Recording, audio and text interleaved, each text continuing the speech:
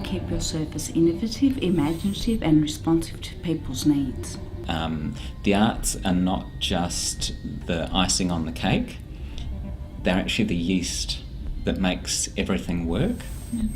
And I really love that analogy because that really fits with the way I see the importance of the arts in doing a whole range of things. Yes, people being able to express themselves creatively, but also the other things that happen around the arts of people communicating and engaging with each other. Seeing people really, in fact, develop a knowledge of who they are through the arts. You know, a whole range of things happening, so that in the arts projects that we've developed, the social interaction between people is just as important as the work that's produced at the end. Yes, and so we've developed a vehicle with other organisations who share in this too, and that's called Creatability, and that is run largely by the participants. Without sounding too grand, I really do think that this works towards people being able to experience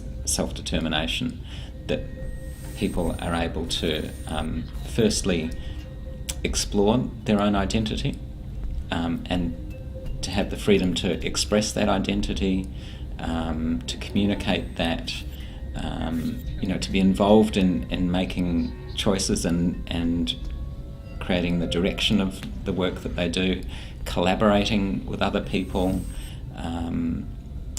and developing something that they can be really proud of. So Creatability started around 2002, and there were a couple of us within the agency, myself and Sarah McQueenie, who had experienced some of the stuff that Club Wild had done in Melbourne and thought that it would be great to do something like that in Bendigo.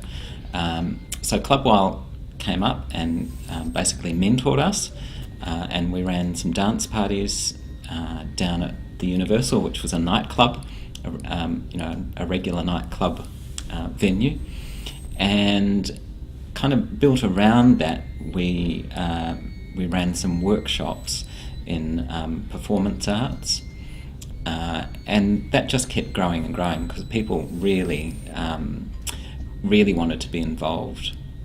So we still run lots of dance parties. The dance parties these days are organised and run by the people themselves. They get together and we have what we call the events team. We've developed a number of kind of partnerships which have been fantastic. Back to Back Theatre have been really supportive of us, and we worked with Back to Back Theatre last year with the Castlemaine State Festival in producing a show called The Democratic Set.